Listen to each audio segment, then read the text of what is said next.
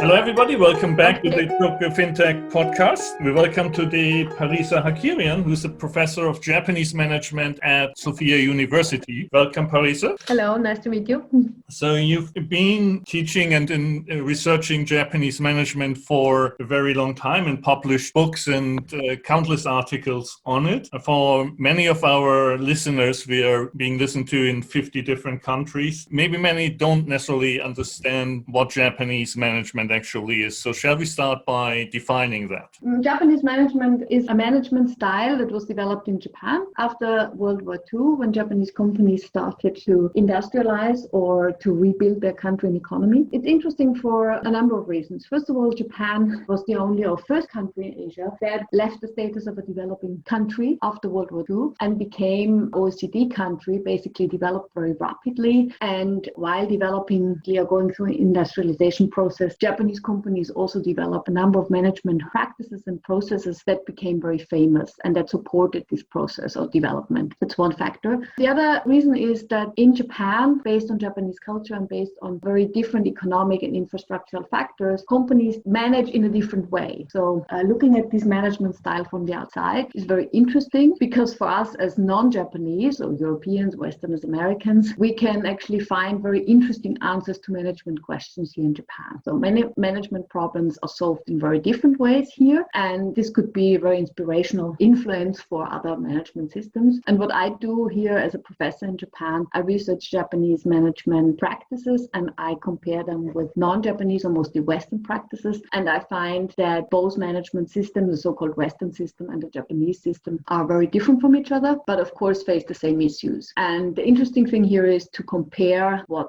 kind of answer systems find for management questions and to learn from each other. And I believe in one of your publications, you refer to it as a doing versus being culture based on management theory. So what's the detailed difference of doing versus being in this context? When we look at the Japanese company is basically an organization that resembles a Japanese group. And a Japanese group is formed in a very different way compared to a Western group. In many Japanese groups, the idea of being a member or joining an organization is dominant. This is often the case in some Western groups too. For example, if you go to an Ivy League university or if you join a very prestigious firm. But in most Western organizations, people join for particular reasons and very personal reasons. For example, I want to work in this company because the salary is very high or the company sells a product I like very much. In Japan, however, the idea of joining a big organization or a famous university, a famous high school is much more important than being or what you actually do there. So we have in Japan a group that is mainly defined by membership. So we want to be members of this prestigious group in Japan, and what the group doing is not the most important factor. So when joining a Japanese organization or Japanese group, it's very clear from the beginning that I cannot fulfill my wishes all the time. So I may have to do things that I don't like so very much. I may have to do things that I don't necessarily agree to, and I'm joining this group to be supportive to all members of the group. And this means that I cannot always go into action right away. I have to wait, I have to listen, I have to actually talk more to my colleagues, I have to talk more to my team members, and in the end, I may not always get what I want, I may not always do what I want. Whereas in a Western group, we can see that people join, people want to fulfill their own personal interest within the group, and if the group doesn't support them doing this, they leave the group rather quickly. From a foreign perspective, we always think that decision-making takes such a long time in Japan, and this is part of this group dynamic, but how do decisions then actually get made in a Japanese organization? Decision-making is actually a very interesting and typical example for differences in Western and Japanese management styles. When we look at decision-making, most Western companies, we have individual decision-making as the main style. This means that a manager has certain power within the firm. He or she can then decide over budget, can decide over different responsibilities, and is also fully responsible for this decision. So we do have a tendency to prefer individual decision-making in Western firms, and Western managers members also have much more experience in making decisions on their own. And this is also a very important aspect when we look at, for example, how people are promoted, how people are chosen in the firm. People are chosen for their knowledge and people are chosen for their interests, their kind of abilities to improve the company's performance. Whereas in Japan, again, we have a group of people who is doing a project together, basically trying to improve company performance together. And the idea in Japan is that making decisions as a group is better than one person making a decision. The rationale here is very simple. The idea of one person being cleverer than the next person is understandable, but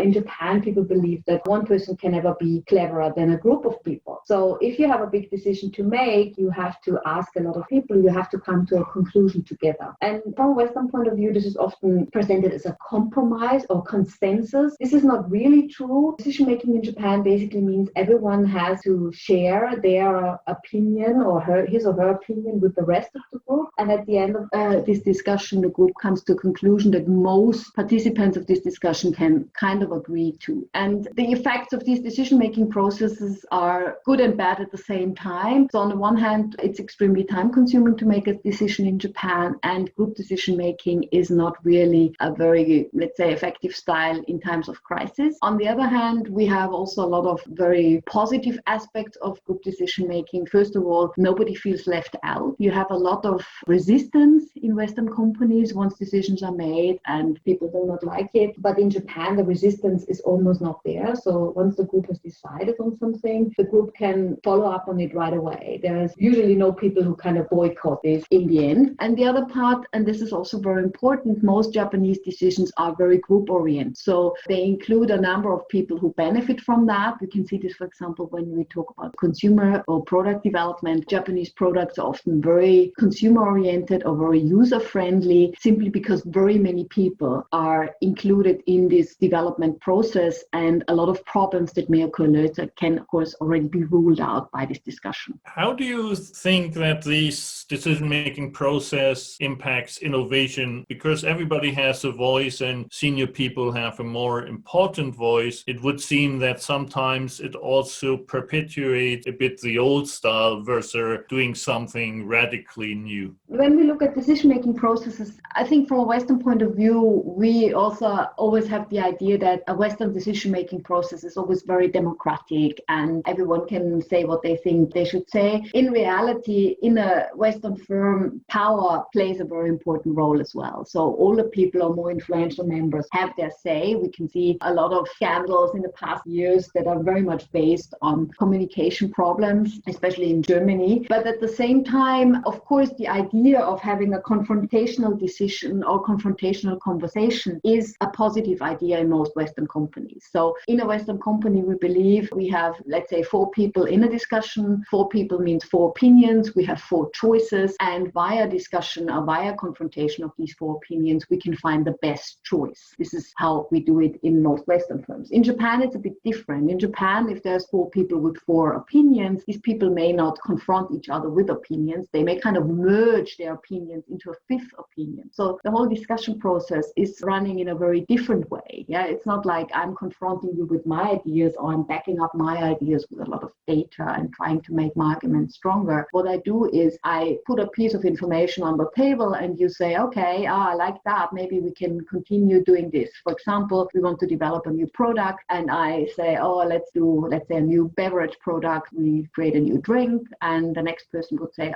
maybe strawberry flavor is very good. The third person would say, maybe it's a good idea to have a small bottle, a big bottle, a pink bottle, whatever. So the idea is circulated around the room, and by the end of the day or by the end of the discussion, everyone has said something, everyone has contributed, and we have a product or we have an idea. Of course, again, here we do not always have total equality in this conversation. Power plays a very important role here as well. And yes, it is difficult in a Japanese conversation to contradict older members or more experienced members. This can be very problematic, and it is sometimes problematic in many Japanese companies, especially when products are developed for younger people. There are project teams or, let's say, new product development teams that are separate or that are more autonomous and work independently from older members. That's a very classic way in Japan to deal with these issues. But yes, we can say that, of course, if older members voice their ideas or example, in a discussion, this can be rather disruptive. But it doesn't have to. Fair point in terms of the power. Obviously, then in the Western world, I think it's referred to as the opinion of the highest paid person that has a greater weight. I would like to add one more thing. The idea of people are not being allowed to say something in the Japanese group is very dominant in the West. In reality, this is not really the case. People just discuss in a different way. It is usually not a confrontational discussion, at least not if it can be avoided. And the idea is very much that we come to a conclusion together as a group. So everyone puts in a piece of information and then we merge this into a new idea. We can see this in new product development very well, and a lot of innovative products were created like this in Japan. However, of course, again, here we need time to do this. That's one thing. The second thing, again, is you will not come up with radical decisions when using these decision-making processes. Usually you have very group-oriented, gentle decisions that include a number of people being happy with. It's much easier to take radical decisions if you have individual decision makers. We can see very good examples in the US, for example, where we have very famous entrepreneurs or very famous opinion leaders who founded their companies and in the beginning were very convinced of their ideas and nobody really believed in it and they still pull it through. So these kind of things are more likely to happen in a Western context where individual decision making is preferred. And again, individual decision making can lead to more radical innovation than group decision making. Now, as you explained at the beginning, this whole Japanese management concept came out and was defined after the Second World War, and it was clearly a time where incremental improvements over time made a lot of sense, and technology was still moving at a relatively slower pace. But with the exponential growth that we have through the microprocessor and the speed of innovation is increasing so significantly, are these two forces that will eventually collide and one has to give? Will this Japanese management style be able to adapt to a faster pace? The classic Japanese company is still a company that produces a tangible product. And many of these processes that we still see in Japan are based on the idea that we have a factory is producing a product, let's say a car or I don't know, a shampoo. And then we have marketing or a sales unit, more or less a sales unit, selling the product. This is the classic Japanese firm, and production plays a very important role in this setting. And after the war, Japanese companies started to produce. They did this really well. They grew, they developed better and better products, and they gained a lot of money, or Japan became a rich country because of this. So a lot of processes in Japanese companies are very much based on this model. We have a tangible product and we sell it. Now, the problem for many Japanese companies is that, first of all, business has become much more complex. We have a lot of new topics coming up all the time: compliance, diversity, all kinds of new regulations. Now we have a big crisis. And the classic Japanese firm is not really, let's say, a crisis-oriented company. It's a peace-oriented company. It produces its product. It makes customers happy, and that's very much it. So we have a certain problem. Yes, that's true. One thing that I would also like to mention here is that because of this traditional system that is, in fact, rather simple, if you want to call it that, maybe it's not simple to produce a car, but the fact that you're just producing a product and selling it is kind of an old-fashioned business model, is also the reason why in Japan a lot of people, first of all, are trained within the company to learn the business. So many people in Japan who enter businesses do not have a business degree. Actually, the majority of people entering Japanese firms do not have a business degree. So these people are trained within the firm. And this was a system that traditionally made a lot of sense. If I'm 2 years in a production department, 2 years in marketing department, 2 years in HR, after 10 years, I know the company inside out and I know the business. So this is one reason why Japanese companies are also not so productive anymore, because their internal training processes take a lot of time and they're quite costly. But at the same time, these training processes are too slow for new development. So we have new topics coming up all the time. We have new regulations, and it takes time to train somebody to become a compliance manager if you never had a compliance manager before. So these 2 years to train somebody are, of course, costing a lot of money and taking away this person's ability to do something else in the company at the same time. Of course, yes, it is a problem. It is a problem that Japanese companies are now facing more and more different issues that they can, of course, deal with, but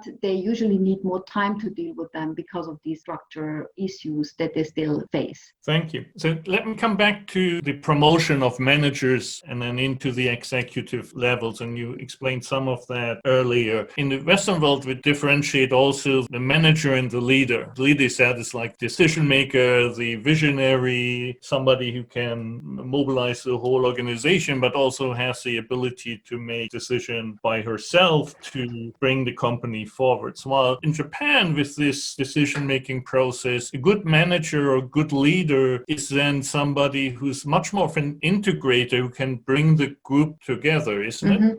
Yes, this idea of leadership is a very Western idea. Basically, it came up with people like Jack Welch, some very outstanding managers that were interviewed or that were asked, what is your style? Why did you manage better than anyone else? Something like that. And the idea of being a charismatic leader is also a very Western idea. So we need a leader who's not only a good manager, we need a leader who's also, convincing everybody who people like, who is also promoting the company quite a lot. So there's a lot of aspects that leadership stand for in a Western context. In Japan, leadership has mainly been a coordination job. So traditionally, we can see people entering the Japanese company, staying very many years in a company and working their way up in the company. Most Japanese top managers have never worked anywhere but in one firm. They do have a good idea about their own industry, but they do not have experiences in very different industries. And their main job is to keep the company going. Stability is a major factor when talking about Japanese companies and Japanese management. So their job is to keep the company going and to coordinate all the processes well. And to get to this level, you need to be able to cooperate, or you need to be able to deal with group members very well. And that's, of course, not necessarily a trait that a Western leader needs. Again, we have individual decision making. We expect a Western leader to be very strategic. Many leaders are only hired if there is a crisis to turn around the company and make very uncomfortable and radical decisions. So the attitude and the ideas of leadership in the West and in Japan are really very different. However, in the past years, we can see a few leadership figures in Japan. This is actually kind of a new type, that we have a number of very successful Japanese companies that are owned by the CEO, for example, Rakuten or Uniqlo, SoftBank. And these people have started to promote themselves a lot more. They became more prominent in the Japanese market, and they basically have the option to combine Western and Japanese management practices at the same time. So they have faster decision-making processes because they can make more individual decisions. They are the owners after all. And at the same time, they have very strong and dedicated Japanese teams that support these decisions. So that's one major reason why these so-called hybrid companies are very successful. So now we're coming into the interesting space of amalgamating these two cultures. So we talked about the Western and the Japanese culture separate, but reality is we have more foreigners in Japan, and we have also many Japanese companies, because we have a shrinking domestic markets, that are looking abroad for acquisitions and have a significant part of their revenue globally coming from countries outside of Japan, which then, of course, has an impact on the culture and the whole workforce. Are there some best practices you have observed or stress points that typically come up? Well, Japanese companies always portrayed as being very traditional and very Japanese. And yes, this is true for Japanese companies who operate in Japan. The reality looks a bit different. Japanese companies have been extremely international since the 1960s, and they have also been extremely successful. So there's a lot of very, very big Japanese multinationals operating all over the world for more than 60 years now, and they've learned their lessons. One very interesting factor is also that Japanese companies do not behave Japanese at all outside Japan. Most Japanese companies overseas have, of course, they may implement some Japanese production methods like just in time or so, but they still have very typical Western HR practices. They hire and fire people, and they develop people in a different way than within Japan. So we cannot say that Japanese companies are very new to international markets. That's of course not true. On the other hand, what of course does happen is, yes, Japan is a saturated market. It's a highly competitive market, and it's a shrinking market, which means that companies in Japan who want to grow have to become more international and expand more. Even companies, and this is the most interesting one part, or these are the companies we're actually talking about, that did not need to leave Japan until now. The Japanese market is very big and powerful, and consumers have money. So there's a lot of companies in Japan who so far did not see the need of spending. And of course, we have also from the outside always this impression that Japanese management practices are so unique and they are so very different. And there is a big difference between Western and Japanese practices. Partly this is true, but the idea is not so much to learn new practices or to change or to become Western. When I was in business school a long time ago, I still learned that when you do business overseas, you have to behave exactly as local people. When in Rome, do as the Romans do, and you have to learn what people do overseas and adapt to this. In partly this is true, but I think a more modern approach, or the approach that I teach, is that you look at very different management styles, Western, Japanese, Muslim styles, whatever, and develop your own personal style as a manager. And I think this is also what Japanese companies should do. In fact, there's a lot of discussions here in Japan of how to internationalize the Japanese firms, and most companies start with English lessons and then they bring in some experts telling them what to do. And in many cases, this does not work really well. What is really needed is to develop the existing management processes to make them more, let's say, efficient on an international level. And this does not necessarily mean that you have to change completely, but maybe you just add some more practices that you haven't used before, or you adapt some of your practices to be a bit faster and to become more effective in the long run. The example we just had before about decision making is a very good one. Yeah, we can say that in the West, individual decision making is preferred, whereas in Japan, group decision making is seen as the better way. But in reality, we can switch between styles. I can always, in a company, decide as a manager whether I make a decision on my own or whether I discuss with my team. And this should be decided depending on the situation. Every situation is unique, and in every unique situation, I should decide which style I use to reach the best result. And this does not mean I have to become Japanese or I have to become Western, but in fact, if I know both styles, whether they're Western or Japanese, doesn't really matter. I have two choices and I can actually choose the better way to reach my management goal faster or more efficiently. Absolutely. Now, are there good examples of Western CEOs leading Japanese firms? The only one I can come up with is probably Weber at Takeda, right? We don't want to cover the Ghosn case here. Is Weber at Takeda a good example of how foreigners can be successful in Japan? When we look at Western managers in Japan, yes, of course, there are quite a few success stories. Western managers who brought Japanese companies or brought foreign subsidiaries in Japan into very unusual heights. But one aspect here again is the question, what is success? The idea of somebody coming in and saving or improving a Japanese company is again a very Western idea. What of course is doable or more easily doable from a Western perspective is to come into a foreign system and totally change the system because you have no prior relationships with people within the systems, or you do not really know the system very well. You can be much more aggressive here. There are of course a number of cases of people who were brought in to completely relaunch businesses here in Japan, not only Japanese businesses but also foreign subsidiaries. And again, this is easier if you come in and you have full power to change a company and you have no prior relationship to fire people or something like this. On the other hand, all Western management practices are not really suitable for the Japanese market. And we cannot always say that everything that happens in Japan is only cultural. If you work in a company for 20 or 30 years and you have a lot of very strong relationships in the firm, it is very difficult to fire, let's say, 1,000 people, especially if you know most of these people. And this is not only going to be a problem for a Japanese manager, this would also be a problem for a Western manager. And in most Western companies, in cases like this, an outsider is brought in who has no relationships to kind of restructure the firm. In Japan, this is a little bit more difficult because, as we said, people stay in the firm, especially in traditional firms, for 30 years. And it's rather unusual to bring an outsider in, especially on higher management level, to take over management position. That's one reason why it is often very difficult to restructure Japanese firms. People have been there for very many years. They know nothing but this firm, and every radical decision is not really a group-oriented decision. So it's very, very difficult to do that. One example would be the story of Hitachi, where the boss of Hitachi a few years ago sold the CD unit that was profitable, and And the public in Japan was very, very concerned about these sales, and people really did not understand why a profitable part of the company was sold. But the overall intention was to focus on better and bigger business models. This is something that is, of course, easier for a non-Japanese person to do. So we cannot really say that Western management style is better. It is, of course, true that we have cultural premises that do not allow us to act in extreme ways in some cases.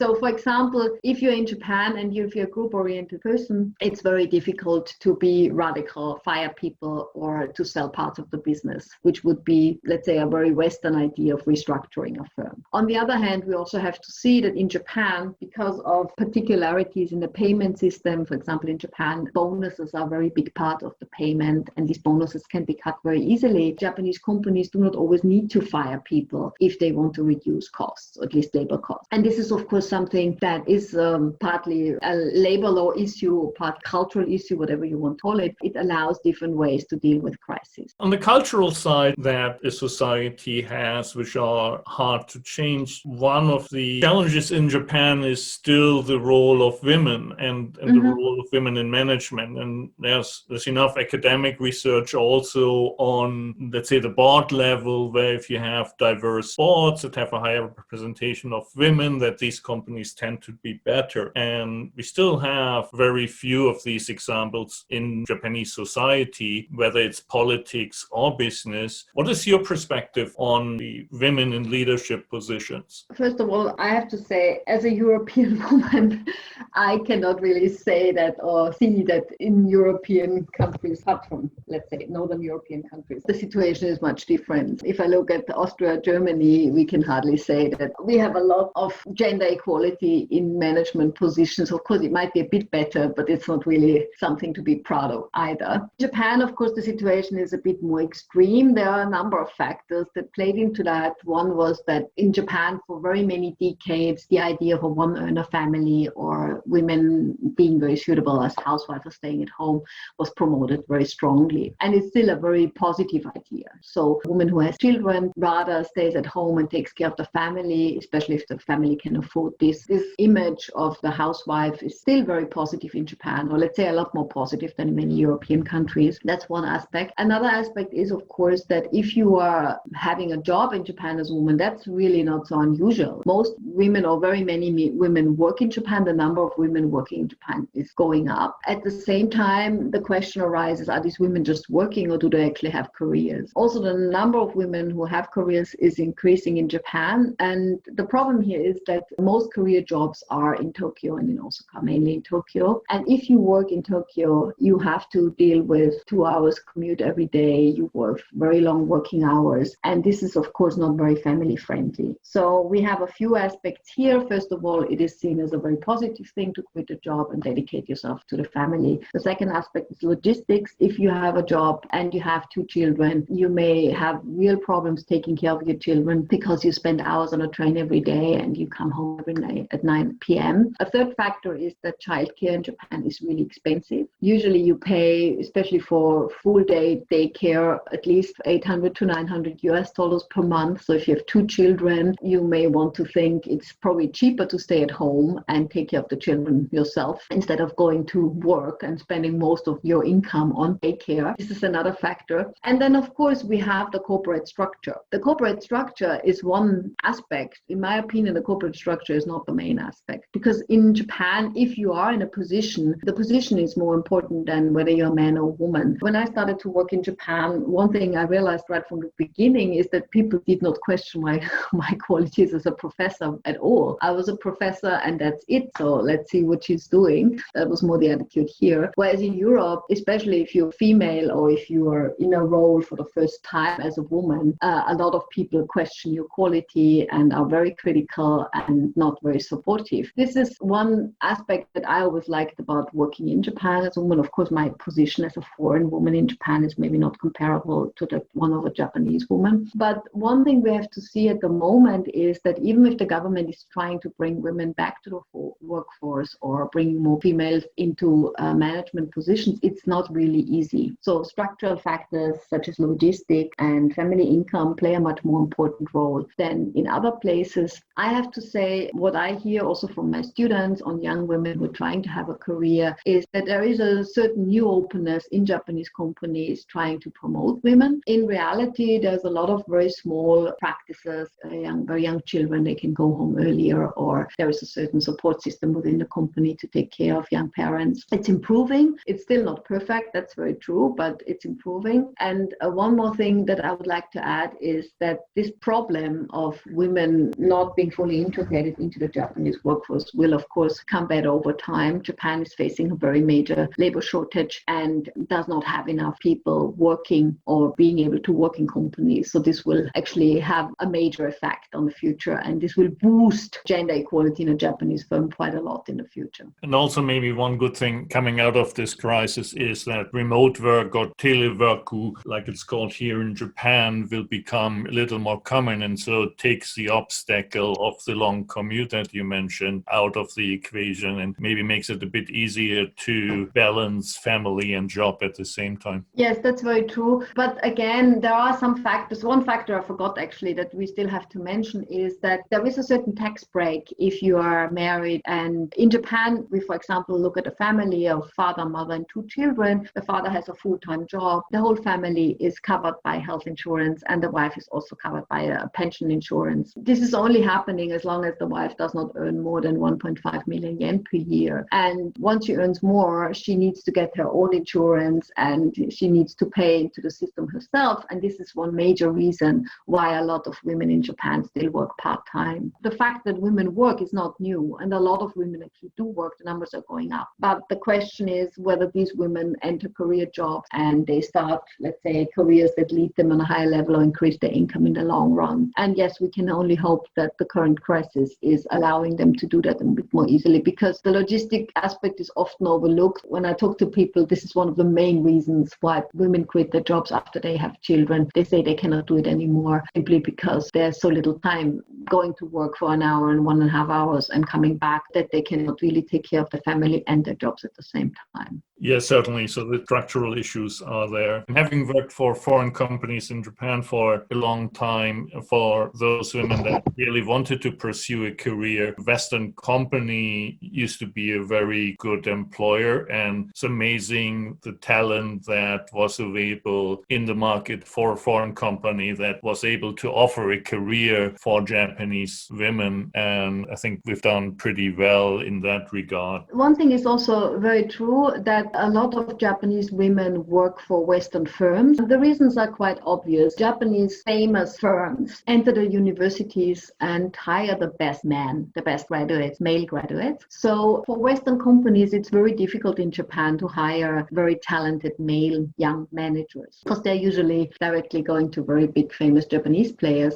For women, well, Western companies, of course, a very good choice here, because on the one hand, many Western firms, especially German firms, have very strict labor rules, and this means you can go home earlier and all the holidays are observed and things like this. And at the same time, they can have a career. I've done an interview series a few years ago on Western companies in Japan, and there are some firms who directly address the best female graduates of big Japanese universities to enter their own companies. I've even talked to companies where, apart from the CEO, who was a German man, all the employees were female, because this is a much better strategy to hire in Japan for Western firms than trying to access the pool of talented young male graduates. Final question, maybe trying to bring it all together in the example of the corona response by the government, which has received different coverage inside and outside of Japan, I would say. If I try to characterize it based on what we talked about here, first of all, the person at the top doesn't necessarily make the decision or doesn't make the decision by himself. So that would be Prime Minister Abe. The approach of taking an expert council, forming a group that decides and that is thought to be experts in this field and then gather facts to come to a fundamental decision, and then also basically staying with that decision, that seems to be all very much in line with what we've described here.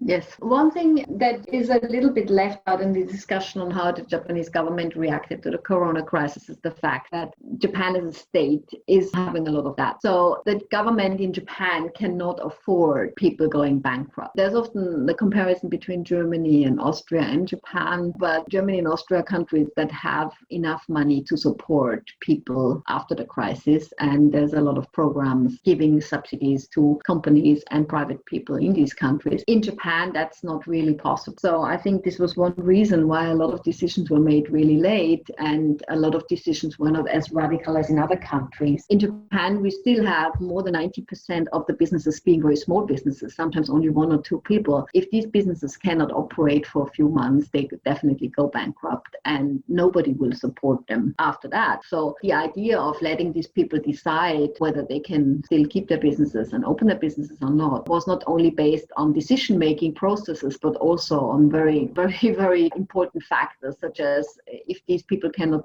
go on with their businesses, they may basically go bankrupt and the government cannot support them in the future. I think this was a very major factor that the media did not really discuss much about. Of course, when we look at the decision-making processes again, we can see that Japanese decision-making processes are maybe not really very adequate for crisis. And it takes too long, too many people are asked. Yes, that's true. But on the other hand, these decisions are made for very many people, more than 120 million people, and should be taken care of or should be considered from very many perspectives at the same time. And yes, we can see this very clearly here. Right. And so the economic aspect, I think, is an important one. And since we're on a FinTech podcast, I think one of the scenarios that needs to be contemplated is, of course, when the smaller companies go bankrupt, the regional banks and even the local banks, the Shinkin banks, are not necessarily very stable. And so if we get an increase in non-performing loans, there is a real possibility that this could cascade through the financial system, not in the mega banks, which are well capitalized, but in the medium and smaller banks, which actually either will thin them out or it will lead to a consolidation, which would be an interesting process to observe, simply because it might create a fourth mega bank in the end that would create real competition in that marketplace. So that's something we are watching here pretty closely.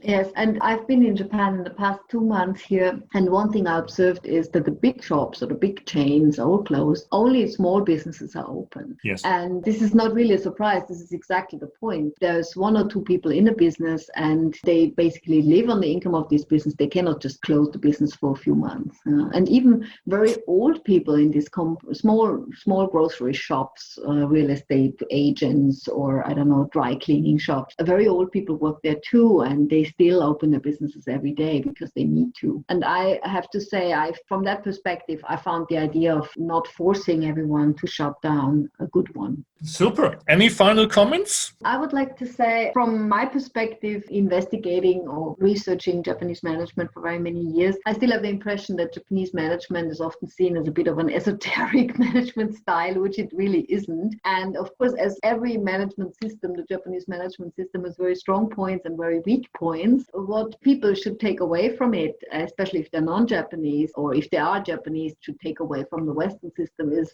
some kind of inspiration and learn how things can be solved in a very different way. And I always tell my students, if you have two choices, you always can choose the better one. If you only do things the way you've always done them, you will never improve. And your own choice or your first choice may not always be the best one to achieve a business goal. So when looking at Japanese management or learning about it, the idea should be very much so, how can I find management practices that are different from mine, and how can I maybe integrate them piece by piece or in some ways into my existing management practice and become a better international manager. We should also mention that you, together with your students, have compiled a book, a PDF file that is called Japanese Business Concepts That You Should Know, and we'll put the link in the description of this podcast. It's available on your website. And for those who want to take a deeper read about the different aspects of Japanese management, it's a very good read. The idea is to show how these practices work and again to allow people to get inspired. Wonderful. Very insightful conversation. Thank you, Parissa. Stay healthy and in good spirits. Thank you very much for this nice talk and all the best from Kyoto.